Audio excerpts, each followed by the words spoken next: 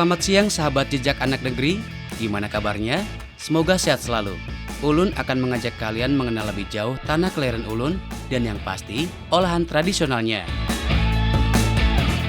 Hari ini, Ulun akan mengolah buah yang asalnya dari Amerika Tengah. Jauh sekali asalnya. Mau tahu Ulun jadikan olahan apa? Ayo, tonton terus ya jejak anak negeri dan jangan pindah channel.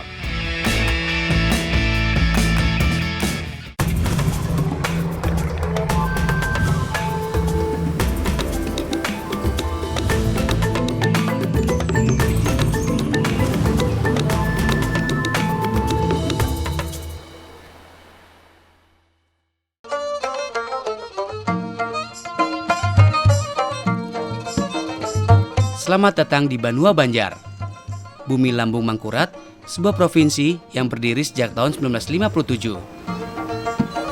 Inilah tanah kelahiran Ulun, Yodi Widiadi. Oh iya, dalam bahasa Banjar, Ulun berarti saya. Dialiri lebih dari 50 sungai yang berhulu dari Pegunungan Meratus, rasanya tidak salah kalau Kalimantan Selatan mendapat julukan Kota Seribu Sungai. Sungai telah menjadi urat nadi kehidupan kami masyarakat suku Banjar. Pasar Lok Baintan di Kecamatan Martapura Timur ini menjadi sisa peradaban kebudayaan kami yang bersumber dari sungai dan masih terus lestari hingga kini.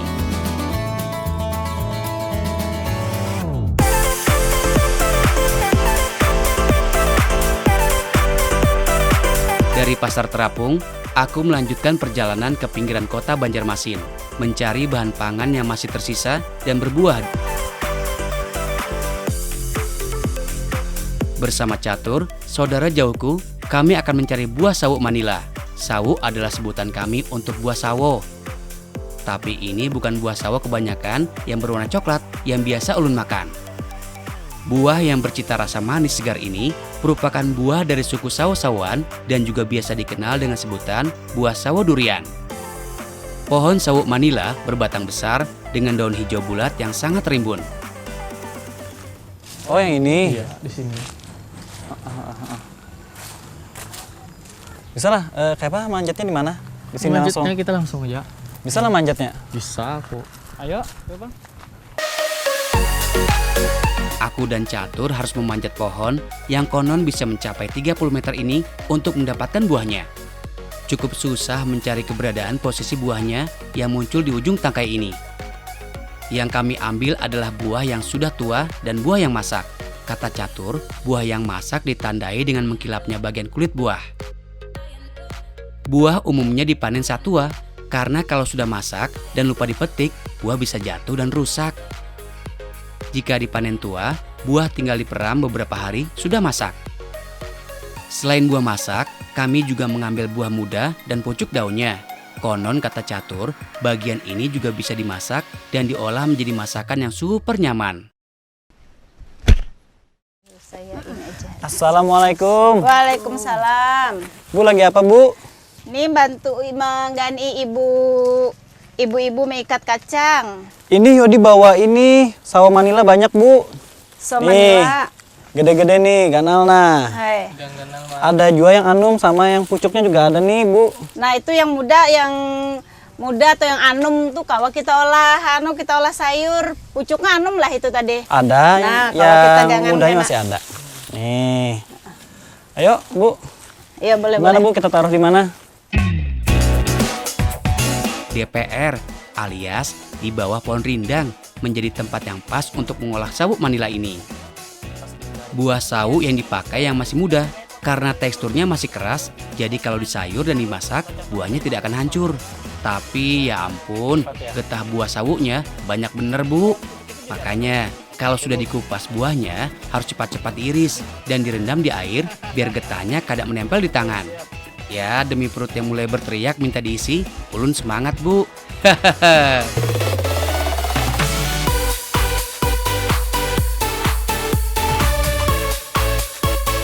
Kata Bu Asnah, kami akan memasak sayur gangan karu.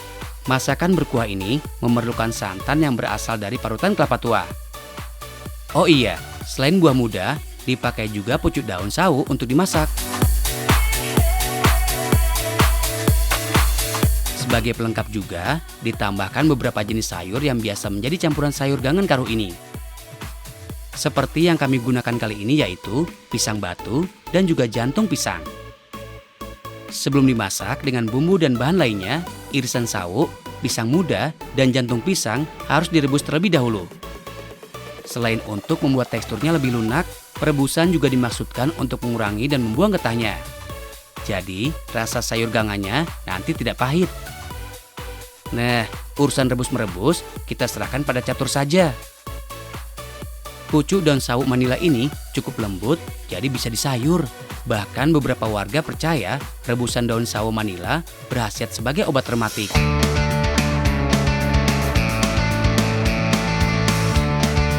Ya ampun, ini bumbunya juga banyak. Ulun juga baru kali ini mengulek bumbu, Bu. Biasanya sih ibu di rumah. Kemiri, kunyit, bawang merah, dan putih dihaluskan. Setelah mengulek bumbu gangan ini, ulun jadi lebih mengerti kalau masak itu susah. Jadi sekarang kalau ada makanan harus dihabisi. Bukan karena lapar ya Bu, tapi karena menghargai yang masak. Bumbunya terasa, harumnya sudah belum dimasak lagi. Oke.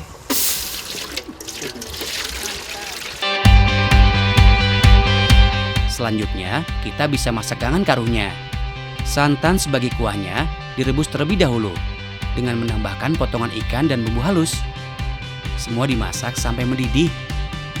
Barulah berbagai macam sayuran serta rebusan sawo Manila dimasukkan dan dimasak sampai bumbunya meresap.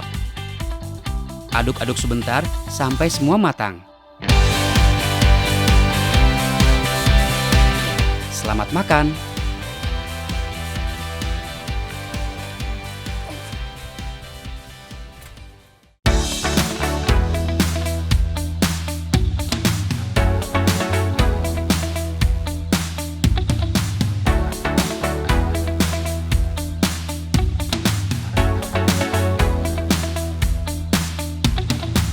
Baru pertama ini nyobain sayur gangan karuh dengan sawu Manila. Ulun tidak pernah menyangka kalau beberapa bagian dari buah sawu Manila ini ternyata enak dijadikan bahan masakan. Soal rasa pasti nyaman lah.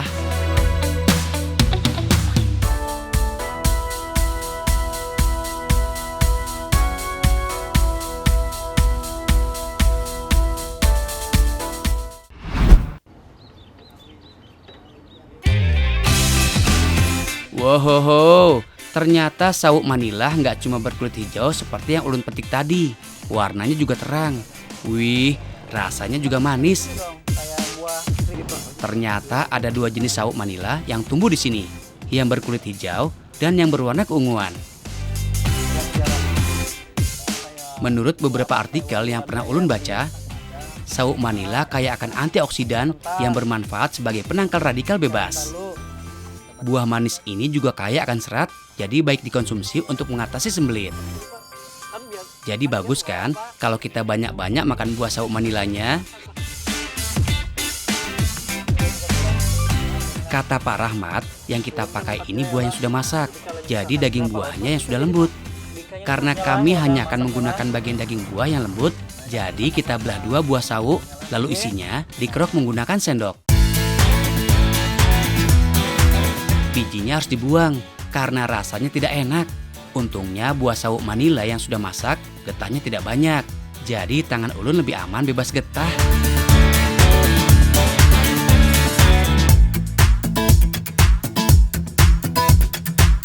Sebelum dimasukkan ke dalam adonan, daging buah sawu harus dihancurkan terlebih dulu biar mudah bersatu dengan bahan lainnya. Caranya sih mudah, cukup dengan ditekan-tekan dengan sendok sampai hancur. Adonan kue bingka terbuat dari campuran gula pasir dan telur yang dikocok sampai mengembang. Campuran kedua bahan ini akan membuat adonan menjadi lebih lembut dan mengembang. Serta manis tentunya. Pak, ini udah belum? Ya, sudah toh. Udah ya. Terus ngapain lagi nih? Nah, ikan terus akan mocok. Aku memanasi loyang lo. Ya. Dikocok Pak ya. Gampang-gampang susah ternyata membuat adonan ini biar mengembang. Selanjutnya, tambahkan tepung terigu sebagai pemadat adonan kue bingka. Iya. Untuk 2 loyang kue bingka, butuh sekitar 8 sendok jumlahnya. Sebenarnya tidak ada takaran khusus sih, cuma dilihat adonannya saja. Kalau sudah cukup kental, berarti adonan sudah pas. Terakhir dan yang paling penting, ini dia daging buah sauk Manila yang sudah dihaluskan tadi. Aduk-aduk terus sampai merata. Karena kita menggunakan sauk yang ungu, jadi warna adonannya menjadi lebih cerah. Jadi ungu Pak ya? Iya. Kayak buah naga ya warnanya.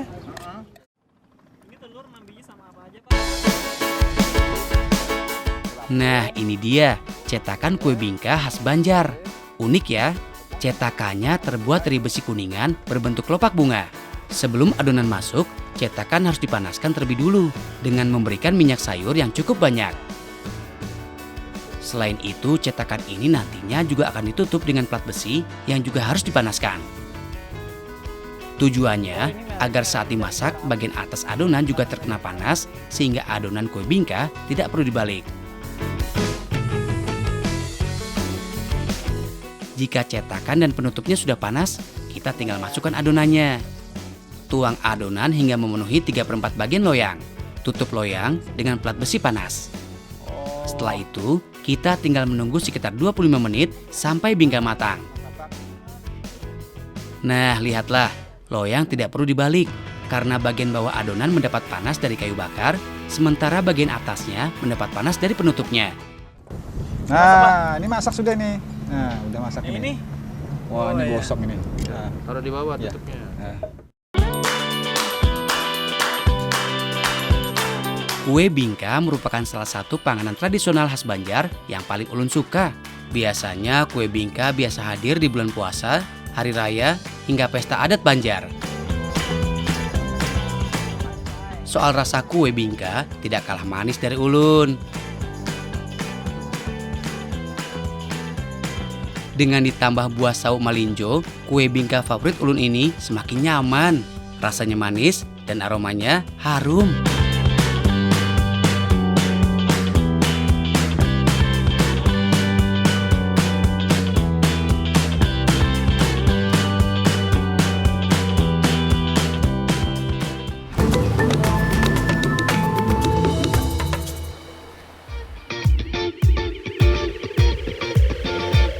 Nah, panas-panas begini pas sekali kalau ulun ketemu dengan pohon besar yang teduh dan ada buahnya.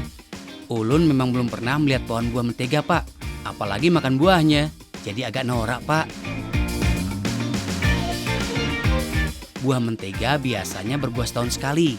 Dari batang kayunya yang lurus dan berdaun hijau besar ini akan keluar buah pada ujung tangkainya. Untunglah warna buahnya cerah, jadi mudah mencari letaknya yang tersembunyi di balik daun. Yang dapat dimanfaatkan adalah buahnya untuk dikonsumsi segar dan juga batang kayunya sebagai bahan bangunan dan kerajinan. Tapi ulun masih sulit mengenali seperti apa buah yang masak. Oh iya, kata Pak Samsudin, saat memetik buah mentega kita harus hati-hati karena kulit permukaannya terdapat banyak bulu halus yang bisa menyebabkan gatal. Udah habis nih Pak buahnya. Habis sudah untuk hanya menang anum masih ada lagi. Oh, bisa dimakan apa yang anumnya Pak? Ya kau aja diambil itu. Oh, Ini pucuknya kena masih ada nah bagus-bagus nah kalau dimakan ini. pucuknya bisa dimakan? Bisa. Oh, belum ya Pak? Ulun baru tahu kalau daunnya juga bisa dimasak. Jadi yang diambil adalah tunas daun muda dari buah tropis ini. Sekilas daunnya mirip daun kesemak, tapi ukurannya lebih besar. Terima kasih banyak ya Pak. Ulun jadi tak sabar untuk makan olahan buah mentega.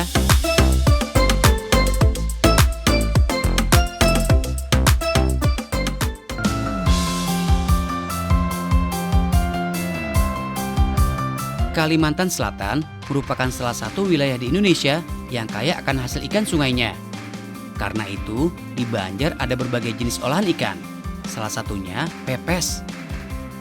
Nah, bersama Bu Yeyen, kami juga akan memasak pepes.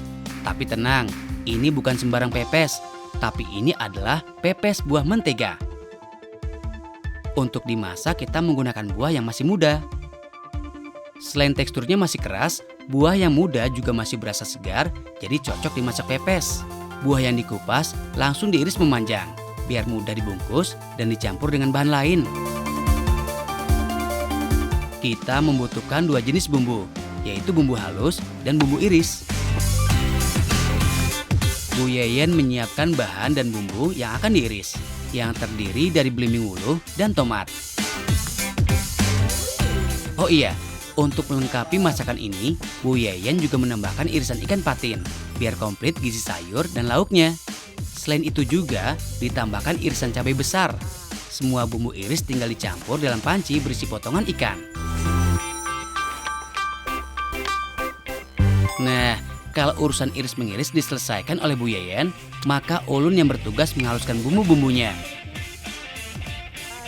Ada bawang merah, kunyit, sampai jahe diulek bersamaan.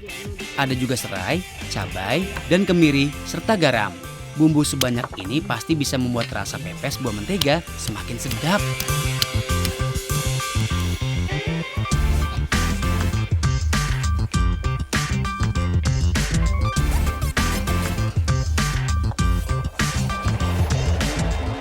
Ini sudah Bu. Terus iya. apa lagi? Nih masukin ikannya sini. Nah, Ikan sama sayur ya Bu ya? iya, Yang ini. ya masukin situ dulu. Semua ya Bu ya? Nah,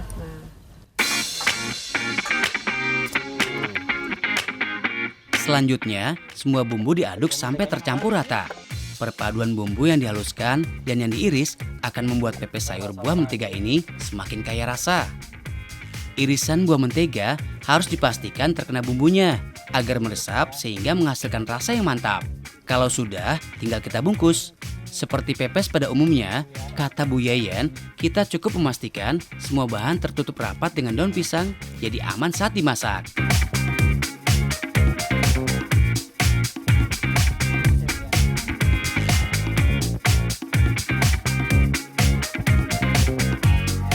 Pengukusan pepes buah mentega membutuhkan waktu sekitar 20 menit dan api harus dijaga agar tetap menyala. Kata Bu Yeyen, pengukusan akan membuat semua bumbu meresap ke daging buah sehingga menghasilkan rasa dan aroma yang enak.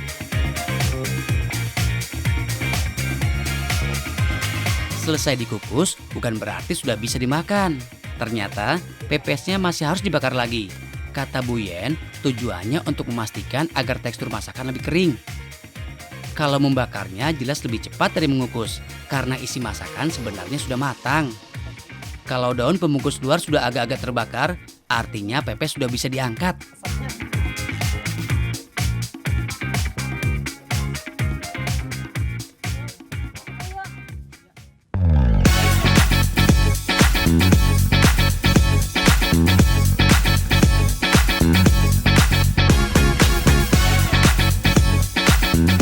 Mari makan semuanya. Menikmati nyamannya pepes buah mentega di Danau Seran ini sangatlah nikmat. Aroma buah mentega yang harum ditambah perpaduan bumbu yang kaya rempah membuat makan siang kami hari ini lebih istimewa.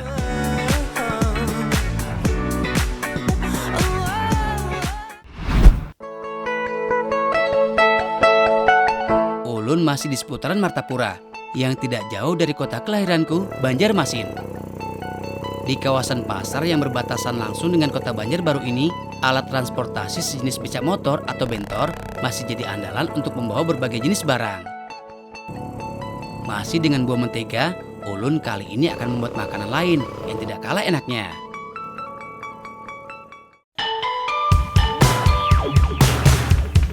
Tawaran Bu Siska untuk membuat kue lempeng khas Banjar dengan buah mentega sangatlah menarik. Ulun sebenarnya sudah pernah makan kue lempeng, tapi belum pernah mencoba yang ada buah menteganya. Sesuai arahan Bu Siska, buah mentega yang masak harus dikupas terlebih dulu. Aroma buah asli Filipina ini sangatlah harum. Jadi jangan ditanya soal rasa, ya pasti enak lah.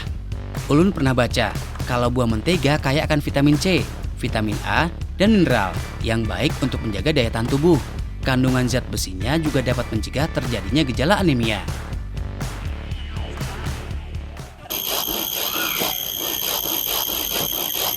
Bu, kok beda ya rasanya? Iyalah. Rasa sama mentega.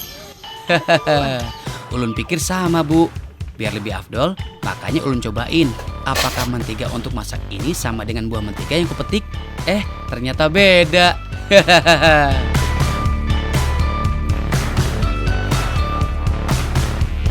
Untuk membuat kue lempeng, kita juga membutuhkan kelapa parut biar ada rasa gurih-gurihnya. Kata Bu Siska, yang digunakan kelapa yang tidak terlalu tua.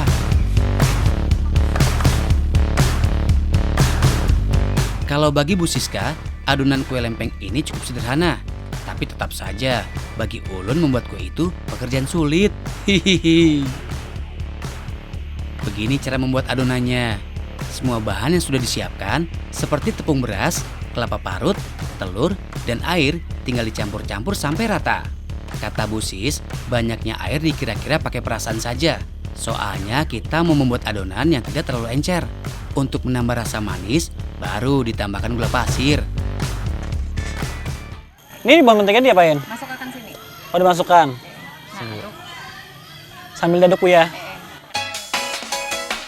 Kalau sudah tercampur, barulah potongan buah ditambahkan dan adonan diaduk-aduk kembali. Biasanya kue lempeng berwarna putih serupa tepung, tapi kali ini kita tambahkan warna-warna makanan agar lebih menarik. Kita akan membuat 2 adonan dengan warna yang berbeda. Jadi, adonan kita bagi menjadi 2 bagian. Satu adonan berwarna hijau dan yang lainnya berwarna ungu. Sip, semua sudah rata. Saatnya kita masak ya, Bu.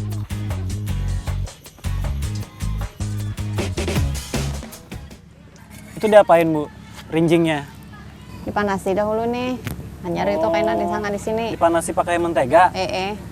Oh alah. Loh itu kenapa sih rinjingnya yang kecil pakainya? Nah, biar kita bagus nih jadi di sini halus-halus. Amun rinjing ganal kan kayaknya melebar. Supaya kan bagus adonannya. Iya. Memasaknya menggunakan kuali kecil. Kue lempeng sejatinya kue tradisional suku Banjar. Masukkan adonan secukupnya, kemudian dipipihkan dalam rinjing atau kuali. Selama dimasak, adonan dibolak-balik, jangan sampai gosong. Jadi pembuatannya memang sederhana. Memasaknya mirip seperti menggoreng telur. Kalau adonan bagian bawah sudah matang, tinggal kita balik. Tidak ada aturan baku bentuk dan banyaknya adonan sekali masak. Semuanya sesuai selera.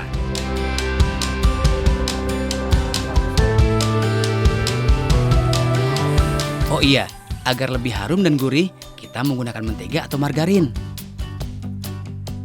Kata Bu Siska, ini akan menghasilkan gorengan lempeng yang kering dibanding jika menggunakan minyak. Ini apa?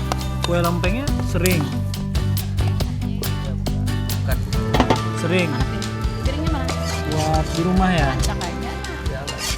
Atau ibu pernah jualan?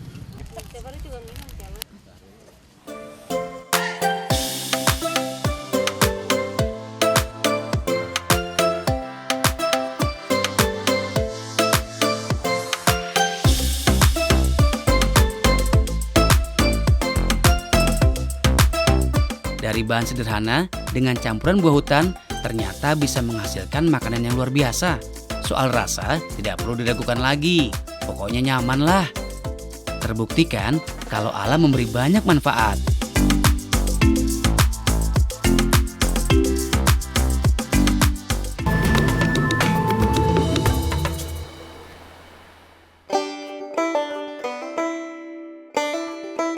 Kawasan Waduk Riam Kanan di Kabupaten Banjar, seluas 9.730 hektar ini merupakan sumber air yang bersumber dari Pegunungan Meratus. Dari air waduk inilah pula, turbin dari pusat listrik pembangkit tenaga air Riam Kanan digerakkan untuk menghasilkan listrik berkapasitas 30 MW. Tapi sayang, ada banyak sampah di sini. Jadi tidak salah kan kalau ulun yang kebetulan mampir di sini membersihkannya. Jody, Ya Bu, sudah pangberasihinya. sudah kah? Kita masak yuk, masaki wadai. Wadai apa? Wadai lapis. Nah pas banar, lagi lapar Bu Ai. Di atas kah Bu? Tunggu pula. Ayo,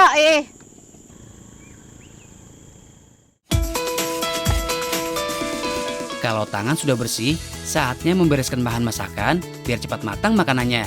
Oh iya, kata Bu Novi, kita akan membuat kue lapis pelangi buah mentega. Buah yang sudah masak dibelah 2 dan dikerok untuk diambil isinya.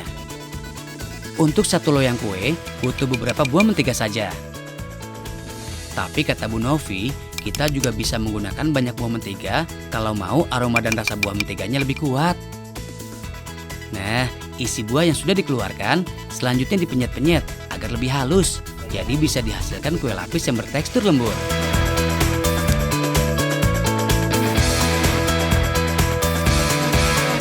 Seperti biasanya, santan kelapa jadi penyatu adonan sekaligus penambah rasa gurih makanan. Bu, ini udah cukup belum buahnya? Sudah gitu ya, Tay. Sudah? Iya. Oke. Diapain lagi dong? Nyampur itu ke adonan lah. Oh, diapain? Kita Di bawa adonan itu? wadai. Oh. Aku Kirain menuntut makan telur ini ceplok. dulu lah. Kemana Ibu? Ini. Oh, saya sendiri. Ini menjarang santan dulu. Oh, bilang dong.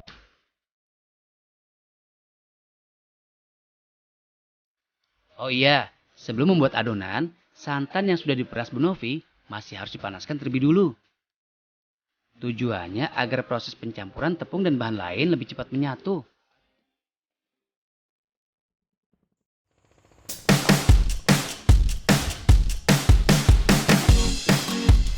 Adonan kue lapis cukup sederhana.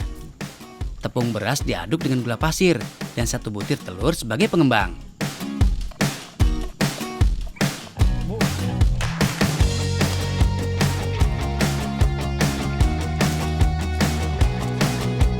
Semua bahan selanjutnya diadon dengan santan masak. Adonan dibuat cair, jadi santan kita masukkan semuanya. Aduk-aduk sampai rata. Ini sudah, Bu. Nah, sudah rata. Iya, kalau punya sudah rata dibagi 3 aja ya, Tay. Nyaman kita Dibagi bagi. 3? Sama Sama siapa? Emang kita kan berdua. Masa Maksudnya bagi 3? adonannya yang dibagi 3. Oh, Biar gimana? kita Bagi 3 warnai. Di sini, Kita sini. beri warna kena. Karena kita akan membuat kue lapis, tentu saja kita membutuhkan beberapa lapisan kue yang berbeda. Untuk memisahkan lapisan kuenya, kita cukup membagi adonan menjadi 3 bagian dan memberi warna makanan yang berbeda. Nah, yang paling penting dan tidak boleh lupa adalah mencampur buah mentega yang sudah dihaluskan tadi. Udah rata kan, Bu? Iya, sudah. Nah, terus apa lagi? Kalau sudah rata, dikukus. Iya. Kue lapis akan dicetak dalam loyang aluminium berbentuk bulat. Agar adonan tidak lengket pada loyang sehingga mudah untuk dikeluarkan dari cetakan, maka bagian bawah loyang harus diolesi dengan mentega dan diberi daun pisang sebagai alasnya. Terus apa? Dikukus ya? Kita kukus ya. Oke, siap. Bantuin bawa itu.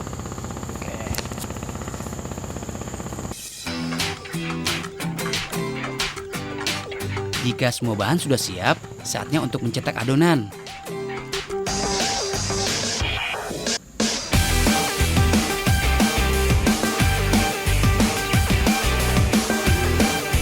Adonan kue lapis akan dikukus lapis demi selapis. Untuk urutan warna yang dikukus terlebih dulu, itu sesuai selera. Kayaknya sudah nih, Yot. Satu lapisan kue akan dikukus sekitar 15 menit atau hingga adonan matang dan mengeras. Kalau semua lapisan kue sudah padat dan masak, berarti loyang bisa diangkat.